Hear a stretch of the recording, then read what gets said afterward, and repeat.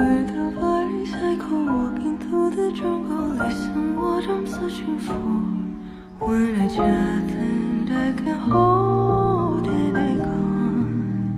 Oh my friend, when I just a little dreaming for the crystal should I bury in my soul. It's time, just let it go. Please tell. Selamat datang di podcast kami bersama Taman Sari, Yogyakarta. Nah teman-teman, pada kesempatan kali ini kita akan podcast bareng nih dengan pihak Taman Sari Yogyakarta. Namun sebelum itu, karena tak kenal maka tak sayang, jadi kita perkenalkan diri terlebih dahulu ya. Nama aku Amanda Olivia. Aku Triana Septiani. Dan aku Chelsea Cecilia Sinaga. Oke, Taman Sari Yogyakarta atau yang biasa dikenal dengan Water Castle adalah suatu destinasi wisata yang terletak di dekat keraton Yogyakarta. Taman Sari ini menggabungkan arsitektur Jawa dan juga Eropa dengan kolam pemandian dan ruang bawah tanah yang menawan. Selain keindahannya, Taman Sari juga memiliki nilai sejarah yang tinggi. Saat ini, Taman Sari menjadi salah satu destinasi wisata yang favorit di kota Yogyakarta. Nah, pada kesempatan kali ini kita bakal ngobrol bareng nih dengan supervisor yang ada di Taman Sari, yaitu perkenalkan dengan Ya, saya dengan Muhammad Ridwan Sam selaku pimpinan pengelola di wisata Taman Sari Yogyakarta. Oke, salam kenal Bapak Ridwan. Nah, pada podcast kali ini kita membahas apa nih? Jadi, kita membahas tentang carrying capacity yang ada di wisata Taman Sari. Nah, apa sih itu carrying capacity? Carrying capacity adalah jumlah maksimum individu yang dapat didukung oleh sumber daya dalam suatu ekosistem tanpa merusak keseimbangan lingkungan. Nah, konsep ini mencakup batasan yang tidak boleh dilampaui dalam pengembangan destinasi wisata untuk mencegah kerusakan fisik, penurunan kualitas pengalaman pengunjung, dan dampak negatif pada masyarakat lokal. Nah, sebelum itu kita cari tahu dulu yuk bagaimana sih profil dan juga sejarah tentang destinasi wisata Taman Sari ini. Jadi gimana Bapak Ridwan boleh menjelaskan tentang profil dan juga sejarah Taman Sari ini, Pak? Kalau kita berbicara Taman Sari itu panjang ya. Sebelumnya saya terima kasih buat adik-adik dari UGM, dari lokasi bisnis perjalanan wisata ya. Kami dari Taman Sari banyak menerima mahasiswa dari UGM ya. Bukan UGM kali dua kan, kita segamping monitor.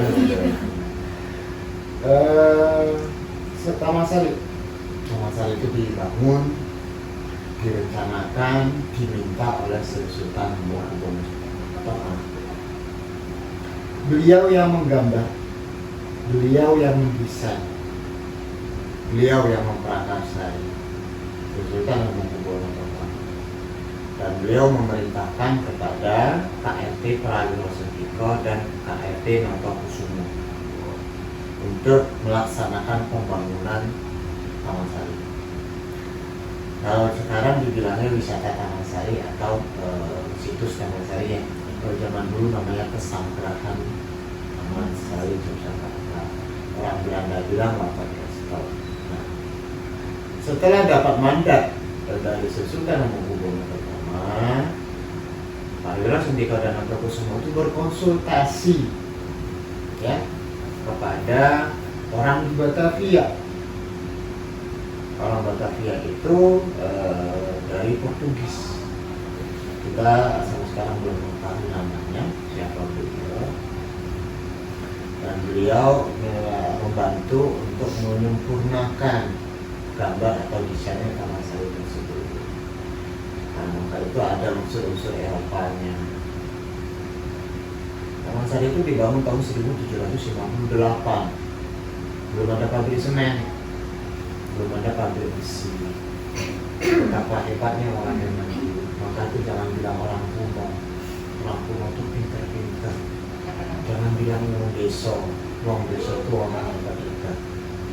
Orang kota bisa nggak tinggal di desa? Nggak bisa. Nggak bisa. Suruh hidupin api aja kalau nggak bisa jadi kan pakai gas. Nah itu berbeda dari Taman Sari, sejarah Taman Sari secara singkat. Oke, ternyata menarik banget ya sejarah dari Taman Sari ini. Next, kita bakal ke pembahasan yang selanjutnya. Jadi di suatu destinasi wisata itu pasti punya daya tarik tersendiri untuk menarik wisatawan kan Pak? Betul. Nah, kalau di Taman Sari ini, apa aja sih daya tarik di sini gitu Pak?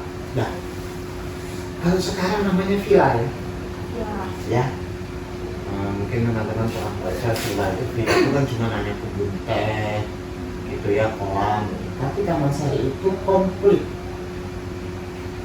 Ada tempat tidur khusus raja, ada kolam khusus untuk raja, kolam pemandian khusus untuk permaisuri, kolam pemandian khusus untuk para putri. Taman Sari itu dibangun oleh Sri Sultan itu untuk memberikan hadiah kepada istri dan anak-anaknya. Nggak ada kolam pria di sini, hanya kolam putri. Mungkin adik-adik lihat sediaannya di Google ya, dan bilangnya nanti raja naik ke atas gitu kan, melihat ke atas, melihat selir-selirnya, nanti itu nggak ada. Itu sejarah itu tidak ada. Masa orang mandi raja mintik kan gitu, kan nggak sopan. Raja itu punya tempat mandinya sendiri. Nah, apa namanya, daya tarik yang sangat di sini adalah salah satu bangunan pada masa lalu itu ada di tengah kota, dan tahun itu Indonesia bisa membuat seperti ini. Tidak ada campur tangannya orang luar, orang mancanegara tidak ada. Ini pure orang Indonesia pada saat itu, orang Nusantara atau orang kerajaan yang membangun ini kurang lebih selama 7 tahun. Bangunannya tebal-tebal. Nah, daya tariknya itu kok bisa ya? Dan bentuk bangunannya sangat unik, estetikanya tinggi banget, gitu kan. Jadi secara kalau kita modernisasi daya tarik ini nggak ada, tapi karena dia ini bangunan kuno, itulah daya tarik. Heritage. Seperti itu. kalau untuk spot-spot tertentu itu ada cerita tersendiri gitu nggak Pak? Misalnya, Semua tempat ada cerita. Ada gedung sekawan, ada Gapura Panggung, ada gedung Tamanten, ada gedung Pamunjukan, banyak. Jadi semua tempat itu punya cerita. Contohnya kita sekarang berada di namanya gedung Tamanten. Kok namanya Tamanten Pak? Orang Jawa itu Pak orang mantenan ya. Orang mantenan itu adalah laki-laki dan perempuan. Kalau orang Sumatera nggak tahu gitu. Ya, jadi tamunya tempat tinggal itu adalah transmigran. Nah, jadi Tamanten ada laki-laki dan perempuan. Nah, di sini di sebelah selatan atau di sebelah utara saya tidak tahu laki-lakinya, tapi di sini khusus untuk perempuan, di sana khusus untuk laki-laki, di sebelah sana, di sebelah utara. Kita ada gedung Pamunjukan yang kecil-kecil itu. Nah, Pamunjukan itu tempat minum, tempat meletakkan air minum. Bawa ke sini, duduk di sini, minum di sini. Dan itu tidak ada meja dan resehan. Masa lalu yang pakai meja dan kursi itu adalah masa dalam aja. kalau sumur bumi itu tuh saya search di Google itu adalah masjid bawah tanah ya Pak? Musola. Musola. Nah itu tuh kok bisa musola itu gimana ya Pak? Kan dia bentuknya kayak di sini ada tempat dulu, terus sini ada tangga-tangga gitu. Dari sini imamnya ya Pak? Nah, imam itu nggak boleh di tengah, imam itu di depan. Oh, iya. Itu tempat azan. Oh. Jadi kalau kalian sudah pernah masuk ke Sumur Kemudian, jadi itu ada tangganya. Tangganya ada 4 atau 5? Ada 5. Oh 5. 5 itu rukun Rukun Islam. Islam. Karena apa? Sri Sultan Hamengkubuwono pertama itu sudah Islam. Dia sudah transisi dari Hindu ke Islam. Dia sudah menganut Islam. Maka itu dibuatkanlah tempat ibadah. Di mana kita bersenang-senang, kita harus ingat Tuhan. Tuh. Jadi apa namanya di Sumur Kemudian itu sangat unik. Zaman dulunya itu di dalam air, bukan di dalam tanah, di dalam air. Bayangkan, ada masa itu seorang Sri Sultan itu bisa membuat bangunan itu nggak bocor. Pakai apa? Ya, sudah kekuatan kepintaran, kecerdasan para pekerja dulu bisa membuat seperti itu. Nah, jadi itu sangat unik banget. Ada lagi nanti danau buatan namanya Pulau Kenanga atau Pulau Cimiti atau Segareng. Jadi Water Castle jadi itu istana air. Istana air itu di tengah-tengahnya danau. Kalau di Medan itu namanya Danau Samosir, Pulau Samosir. Nah, di Jogja itu pulau. Di tengah-tengahnya itu ada water castle, ada bangunannya. Yang kelilingnya itu air. Dan tahu Pak, di tengah-tengahnya apa? Pulau Samosir. Di sini juga ada danau. Di tengah-tengahnya ada namanya water castle. Tapi buatan manusia, bukan buatan alam. Dan Toba itu buatan alam, meletusnya Gunung Toba. Unik, banyak. Kalau misalnya kita mengangkat keunikan Taman Sari itu banyak. Ada terowongannya, ada Pulau Agungnya, gitu ya.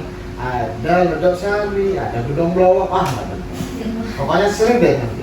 Jadi semua yang ada di Taman Sari itu bisa jadi daya tarik gitu ya Pak? Semua masyarakatnya juga bisa jadi daya tarik gitu. Bukan hanya situsnya aja. Satu wilayah itu jangan angkat satu sisi aja, angkat semua. Dengan adanya situs ini otomatis masyarakat itu akan berkreasi, akan kreatif, hingga mereka mau nggak untuk mengeluarkan potensi-potensi art mereka. Nah, untuk aksesibilitasnya sendiri, kira-kira menurut Bapak sendiri di sini itu cukup mudah nggak untuk dijangkau dari kota di sana? Kita sudah di tengah kota. Oh ya, maksudnya dari tempat-tempat lain gitu. Banyak jalan ke Taman Sari, banyak pintu ke Taman Sari. Bisa dari selatan, bisa dari utara, dari atas bisa ada kok kalau ada helikopter gitu. Nah, aksesnya itu sangat gampang. Kalau misalnya teman-teman bingung, saya ada di Google langsung ada. Gitu. Jadi untuk aksesnya itu bisa lewat dari utara, bisa lewat dari barat, dan pintu Taman Sari itu banyak. Jadi sangat gampang lah. Nah, kalau orang yang sudah tahu teknologi pasti tahu Taman Sari. Karena Pak Taman Sari itu ya alhamdulillah diberikan sesuatu kepada turunannya. Dan ini menjadi sebuah aset bukan hanya untuk kerajaan, tapi untuk seluruh masyarakat yang ada di dunia. Yang berkunjung di sini bukan orang Indonesia saja, tapi seluruh dunia. 2 bulan yang lalu kita mendapatkan tamu itu 19.000 orang dari mancanegara. Dari berapa negara? Dari banyak negara. Nah, jadi daya tariknya itu sangat membuat orang itu ingin tahu. Nah, untuk moda transportasi itu kan bisa dilihat di situ ada mobil, ada motor, terus ada bus pariwisata juga kan Pak. Nah, terus saya itu baru lihat ada kayak kendaraan yang hijau-hijau itu Pak. Oh, Shuttle Tole. Ya. Taman Sari atau wilayah keraton itu tidak boleh masuk bis pariwisata yang besar, bus atau bis. Yang bisa itu yang kecil-kecil seperti Hiace itu bisa. Karena apa? Kenapa nggak boleh? Karena kalau itu masuk akan terjadi macet. Jadi akses ke wisata itu akan crowded ya. Jadi orang tidak nyaman gitu.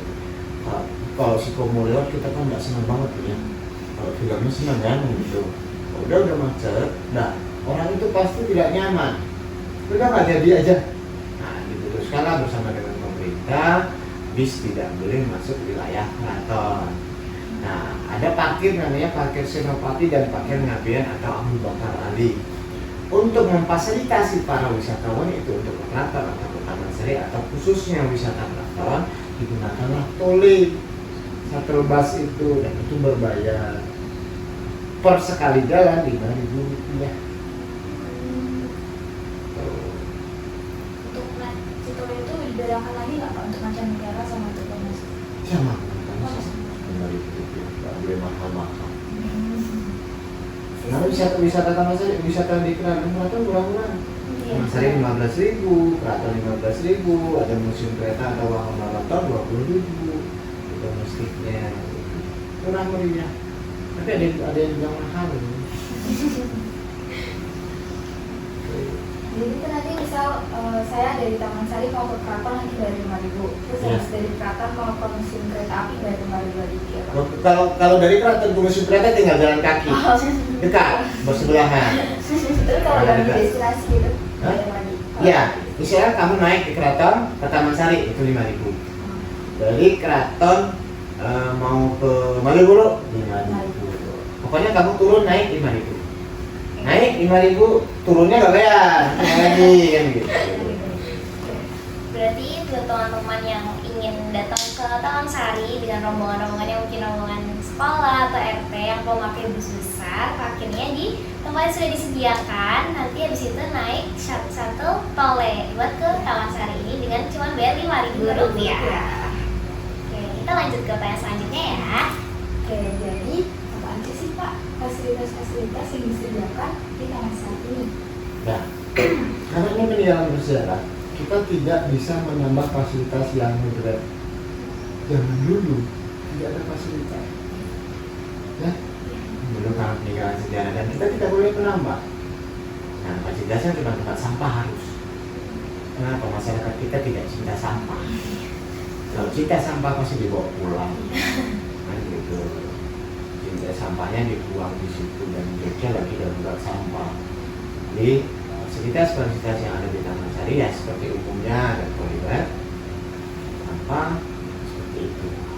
Dan tidak ada seperti fasilitas yang seperti tempat wisata modernisasi tadi. Karena kita menjaga satu keutuhan dari peninggalan bersejarah ini tidak boleh ditambah, tidak boleh dikurangi, diperbaiki. Berarti untuk wifi itu nggak ada ya? Nanti banyak duduk di sana. Banyak orang ya, Pak? Iya, nanti mabar kalian di sana gitu. Nanti ngerjain. Kalau mahasiswa ke sini ngerjain tugas nanti dia cabut sekolah apa nggak masuk kelas kan gitu, online terus. Saya tuh pernah lihat di TikTok, katanya ada ini, kayak ada pemain musik gitu Pak di dalam. Ya, itu masyarakat. Oh. Maka itu kalau masyarakat itu kreatif, silakan. Yang penting tidak melanggar aturan yang ada. Gitu. Jadi mereka mainnya di dalam Taman Sarinya di Di sebelah mana? terowongan, Pak. Oh, di terowongan. Dekat tempat tinggal mereka itu sebagai hiburan kawan saja. Kami tidak melarang, yang penting tidak melanggar aturan. Tapi kalau sudah mengganggu, kami melarang. Kalau untuk yang berjualan di depan itu Pak, itu perlu izin nggak Pak kalau misalnya berjualan? Taman Sari itu memiliki satu kerjasama, itu masih kita proses. Kita ada namanya PMD, pemberdayaan masyarakat desa. Jadi yang jadi guide di sini adalah orang-orang yang tinggal di sekitar Taman Sari. Yang berdagang juga begitu, tidak boleh orang luar. Supaya apa kehidupan kan nggak adil Pak? Ya jangan sampai jadi penonton masyarakat di sekitar. Taman Sari udah taman kok masyarakat sekitarnya banyak yang miskin atau tidak berpendapatan, lucu banget kita kan gitu. Maka itu ada namanya pemberdayaan masyarakat desa dan itu kita bimbing, kita bina. Kalau nggak bisa dibina masyarakat. Itu bahasanya seperti itu kan gitu. Ya kenapa? Kalau orang yang berpikiran maju, dia akan kreatif. Jangan jadi seperti orang-orang yang sok berpuasa, contohnya seperti enak banget dia. Kalau di Medan dari Medan, bukan ngurusin aja. Ya, lanjut. Oke, terus jadi kalau yang kafe kan itu ada kafe ya Pak? Ya. Itu juga punya orang sini berarti Pak? Iya kan? Dia itu orang jadi dia membeli tanah di situ, otomatis dia jadi orang sini. Oh. Jadi ada orang nyewa tanah orang kan gitu, dia buat usahanya, kita nggak bisa usir. Karena dia kan jadi orang sini. Yang penting dia mengikuti aturan di wilayah tersebut, mengajak masyarakat di sekitar untuk menjadi pegawai ini. Kalau untuk kaos lukis yang ada di belakang itu masyarakat mereka udah punya ide itu sendiri atau dari Taman Sarinya yang memberikan ide? Oh masyarakat, kami tidak perlu. Jadi kalau mereka berkonsultasi dengan kita silakan. Ya. Tapi kalau kita memberikan itu mereka tidak kreatif. Iya. Masa kita kasih bahan makanan terus, mereka buat hidup mereka harus mencari gitu. Apa yang itu nanti baru kita bantu mereka memberikan satu kontribusi ke apa? Kenapa? Secara tidak langsung mereka sudah mendapatkan kontribusi dari Taman Sari. Karena pengunjung wisata. Daya tariknya di sini apakah mereka tidak? Daya tariknya adalah Taman Sari. Maka itu salah satu jadi fasilitas apa yang dibutuhkan mereka. ada warung makanan, ada warung bakso, kan di jualan bakso gitu. Ada batik, ada kaos lukis, ada lukisan. Jadi banyak di sini. Jajanan pasar juga ada. Terakhir nih Pak, kalau untuk jalur evakuasi itu ada nggak ya Pak? Oh, ada. Ada. Nah, jalur evakuasi itu karena kalau kita lewat tangga itu kan repot tuh. Iya. Kita ada lewat sisi utara dan ada lewat sisi selatan. Nah, ada juga nggak kira-kira layanan tambahan kayak misalnya ada tour guide gitu, atau untuk yang penyandang disabilitas ada kayak enggak? Nah, ini yang kalau tour guide itu kita punya dari masyarakat tadi ya, dari masyarakat desa, namanya PTY Pariwisata Taman Sari Jakarta. Kami masih berembuk tentang berkebutuhan khusus. Karena Taman Sari isinya tangga semua. Nah, jadi akses mereka itu kita terbentuk dengan heritage. Kita tidak boleh menambah. Dan di Taman Sari itu tangganya curam-curam kan gitu ya. Nah, itu yang masih kita nunggu kebijakan keraton bersama dengan pemangku kebijakan tersebut bagaimana untuk memberikan solusi. Tapi kalau selama ini kami ada penyandang disabilitas yang kami terima, seperti ada orang kursi roda, kita bawa, kita gandeng, kita angkat mereka. Kalau yang minta, yang gitu, itu kita tuntun. Kita tetap menerima mereka, kita memprioritaskan mereka, tapi bukan khusus kita harus utamakan mereka, tapi karena kita bukan kita memberikan keraton dan kita harus ikut mereka. Nah, kemudian kami kan kemarin bertiga juga pernah kontak di sini sebenarnya. Nah, yang di sana itu kan ada juga bangunan yang di dalam kampus sampai ke bawah. Nah, terus di situ ada fotografer. Itu dari Taman Sari juga atau itu mandiri Pak? Itu banget teman-teman. Belum ada kita bekerjasama dengan fotografer. Tapi kalau gaet dia bisa foto, ada di Pulau Cemetia. Yang bangunan di atas yang belum ya itu gaet. Kalau dia mau, kalian mau dibantu foto silakan. Kalau nggak mau itu bukan. Kan fotonya dari kamera kalian kan? Iya. Nah, berarti dia bukan tukang foto. Oh, iya. Tapi dia memberikan kalian, membantu kalian untuk memfoto. Kalau tukang foto itu pasti dia punya kamera sendiri. Gitu. Oke, tadi kan udah ngobrol-ngobrol tentang ada fasilitas, terus atraksi, terus juga ada aksesibilitas, terus ada layanan tambahan. Kita sekarang mau move ke topik selanjutnya yaitu carrying capacity, Pak. Kira-kira kalau di Taman Sari itu ada nggak sih penerapan carrying capacity yang diterapkan buat manajemen pengunjung yang datang gitu? Taman Sari itu mengalir. Jadi Taman Sari itu belum pernah penuh. Ya karena Taman Sari datang pergi. Kenapa? Taman Sari itu tempatnya terbuka, panas. Kalau di siang hari, kalau mendung dingin itu orang senang.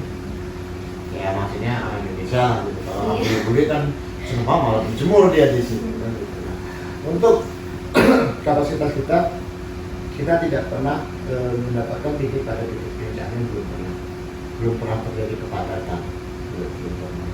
Dan kita di jam wisata itu mengalir terus. Nah, jadi kalau misalnya terjadi kepadatan seperti lebaran itu, ya itu masih aman dalam arti. Karena apa? Mereka selesai di sini jalan sini, mereka selesai di jalan sini. Karena Taman Sari itu sangat luas, bangunannya sangat banyak, tempat objeknya itu sangat banyak. Nanti kamu sampai di Umbul Binangun, ya sekitar kolam, kamu nanti naik ke barat. Nih, ke barat itu ada namanya Gedung Opak-Opak. Di situ nanti hari ke sisi selatan. Di selatan ada Gedung Care, ada Gedung Madalang, ada Gedung Opak-Opak, ada Gedung Blawong, ada Gedung Citowati. Nah, nanti kamu ke barat, ke utara. Karena nanti kamu akan Sumur Guling masih tidak tutup, belum dibuka. Nanti ada Pulau Cemeti, nanti ada terowongan bawah tanah. Kalau sekarang bawah tanah namanya, kalau dulu bawah air. Itu. Jadi banyak Taman Sari. Berarti kan belum ada daya tampung maksimum di Taman Sari ya Pak. Tapi setahu saya tuh kalau di Taman Sari itu kayak sejalur gitu ya, kayak kalau misalkan kita masuk nih ya kita One way. one way Iya, masuk iya. lah gitu. Kalau untuk di dalam situsnya kita buat one way supaya tidak terjadi produk Iya. gitu. Tapi kalau yang sudah di luar, karena kan perkampungan ya, kita nggak bisa buat one way. Berarti salah satu cara biar nggak numpuk juga Betul. diterapkan sistem Betul. one way tadi. Oke, yang selanjutnya untuk jumlah pengunjung nih Pak, rata-rata tuh berapa sih perharinya kalau di Taman Sari ini? Sekarang ya rata-rata kurang lebih lah 900. Kalau kita ambil low season ya, Ya. low season itu 800 sampai 1200. Kita ambil rata-rata per hari ya.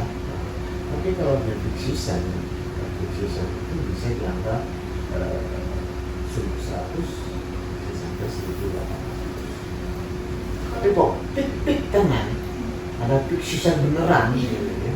Peak season beneran itu apa sih kan gitu? Wah, lebaran. Tuh.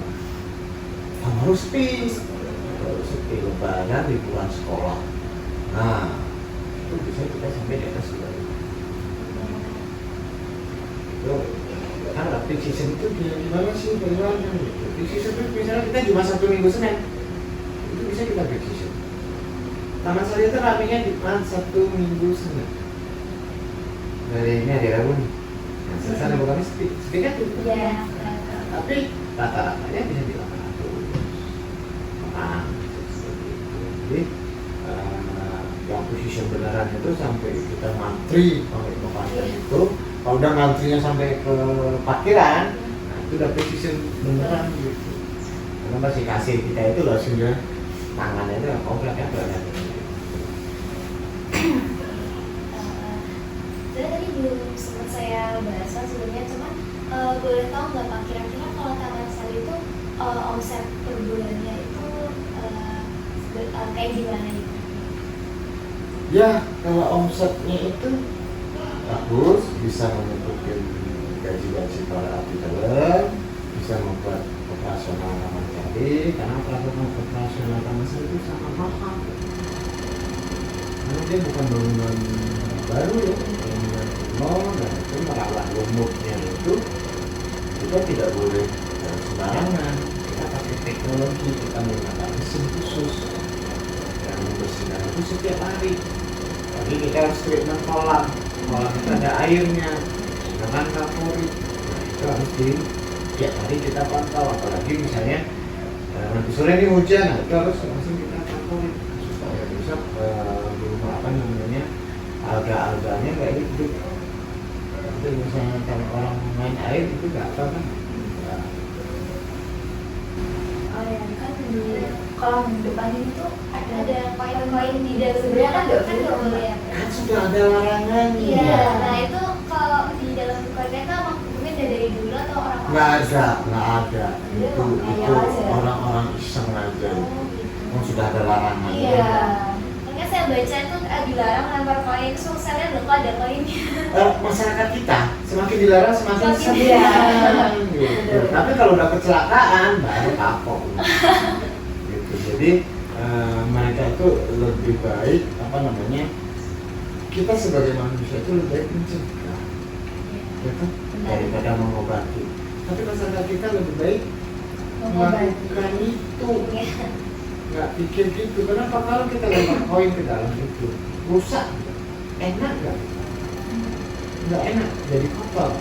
Kami juga membersihkannya itu susah karena membersihkannya pakai mesin, kan disedot, mesinnya rusak, harga mesinnya nggak murah. Kita mesin pada punya Amerika, mesinnya khusus mahal gitu. Kalau rusak terus gimana? Nah, tapi masyarakat kita nggak paham gitu. Misalnya saya lagi di dalam kolam, di dekat kolam ada orang buang duit, ya udah tinggal aku pengen pedas dengan saya. Sudah ada aturannya, kamu langgar. Kalau misalnya ada polisi berdiri kamu nggak pakai helm, orang-orang Medan banyak nggak pakai helm. Ada polisi gitu, dilawan, ditantang sama dia. Tapi di Jogja ada polisi di Jogja nggak pakai helm, nggak berani ya pakai helm lagi. Nah kenapa sih susah? Oh helm tinggal pakai, kan gitu. Dan secara apa uang dibuang ke situ bermanfaat nggak? Mudarat kan? Iya. Berdosa nggak? Berdosa. Kenapa? Hal yang kecil mengapa? Coba buang tulis. Boleh lempar uang 100.000. Ada nggak uang? Nggak ada. Nggak ada. Maka itu hargailah nilai yang kecil. Karena nilai yang kecil itu menjadi nilainya sangat besar. Apa ada pepatah bilang gara-gara setitik apa? Nilai setitik rusak susu sebelahnya. Itu kan titik. Kecil nggak? Setetes. Kan bisa merasa mana itu koin suku itu buang kayak gitu jadi rusak nggak itu semua. Kita pun ngumpulinnya repot. Dan uang itu akan rusak di dalam air karena airnya itu mengandung karbon. Sebarkan sama teman-teman dengan teman kalian tidak membuang uang yang kecil karena nilai yang kecil itu akan membuat hal yang besar. Dan teman-teman kalau kesini jangan sembarangan buang koin, pokoknya ikutin peraturan yang ada. Boleh buang uang gede-gede. Buangnya kesini. Kalau tour ada tour guide ya Pak, kan kalau wisatawan tuh ada dari mancanegara itu, kalau tour guide di sini tuh menguasainya bahasa apa aja sih? Ada beberapa bahasa, ada Jepang, ada bahasa Rusia, ada bahasa Prancis, Itali, Belanda, Inggris, bahasa Suriname. Berarti buat tour guide-nya kan dari masyarakat juga. Untuk yang melatih itu gimana? Ada namanya kita lembaga sertifikasi ya. Nah, jadi mereka itu betul-betul itu mereka harus punya sertifikat. Mereka harus lulus. Nah, itu yang melakukan adalah dinas pariwisata. Dinas pariwisata memilih mereka. Setelah mereka mendapatkan sertifikasi, kita dikasih tahu untuk mereka masuk. Jadi untuk kayak pelatihan-pelatihannya gitu ada kerjasama sama dinas pariwisata. Mereka, Oh mereka. kalau kita mana kapal, kapal itu punya kebijakan sendiri. Berarti untuk yang kayak misalnya menjaga loket gitu juga dari masyarakat. Karyawan. Oh Kalau masyarakat itu dia bukan karyawan kita, jadi mereka adalah kayak koordinasinya soal organisasi dan outsourcing ya. Outsourcing, tapi itu kita tidak menggaji mereka. Kalau menggaji mereka nanti waduh, Taman Sari tiketnya jadi mahal. Nah gitu. Iya. Kita karyawan Taman Sari sekarang 22 orang sekarang, jadi kita masih belum mencukupi. Ya kita bersyukur apa yang kita dapat, kita syukuri karena besar kami juga. Berarti kalau masyarakat ya kalau ikut kontribusinya juga kayak ikut jualan, terus Ya. parkir berarti yang malah Parkir juga masyarakat. masyarakat. Oke. Kalau tour guide itu karyawan atau masyarakat? Masyarakat. Jadi kita bayar mandiri gitu ya Pak tour guide-nya. Wisatawan itu akan bertanya dulu, bernegosiasi. Jadi kita tidak ikut dengan tiket. Ya, seperti Borobudur kan gitu kan, mau guide itu dibayar. Jadi masyarakat itu digajinya oleh kayak kemampuan mereka. Semakin mereka pintar, semakin mereka bisa melobi orang, semakin mereka mendapatkan rezeki. Jadi tidak diharuskan. Karena apa? Kalau misalnya orang punya sejarah pasti harus. Berarti tapi kalau misalkan ada wisatawan yang ke loket terus kayak minta diinikan buat itu bakal dibantu apa? Iya, jadi kita akan Ya. informasikan itu silakan ke pintu masuk, nanti di situ ada antrian kayak kan pakai nomor urut. Mungkin segitu aja. Jadi teman-teman, tadi kita kan udah dengar nih dari awal dari sejarahnya, kemudian dari profesi tentang Taman Sari, terus juga dijelaskan ada atraksi apa aja sih, ada fasilitas apa aja, tadi kayak udah disebutkan ada fasilitas umum, ada juga kayak tour guide, terus ada banyak deh, terus juga kalau misalnya datang sini itu cukup mudah karena banyak pintu. Kemudian teman-teman jangan takut juga karena juga ada Sitole tadi ya teman-teman. Sitole ini untuk memudahkan teman-teman untuk datang ke Taman Sari. Di sini itu juga lumayan luas ya tempatnya, jadi kayak teman-teman nggak usah takut kalau misalnya kayak mau overcrowded karena sini tuh jalurnya cuma satu jalur ya Pak. Nah jadi kalau teman-teman mau datang bebas datang, karena di sini tuh juga tiketnya murah-murah, juga banyak spot foto yang bagus. Jadi Ada tempat makan. banyak makan di depan, Rutin saya ya? jajan. Jadi sini juga udah mana ya bilangnya, Lengkap banget lengkap. teman-teman. Jadi kayak nggak akan kecewa deh kalau datang ke Taman Sari. Banyak spot foto juga, jadi teman-teman bisa foto-foto cantik di Taman Sari. Tiketnya juga murah, masih terjangkau banget buat teman-teman yang mau liburan, cari spot foto atau mungkin belajar sejarah gitu.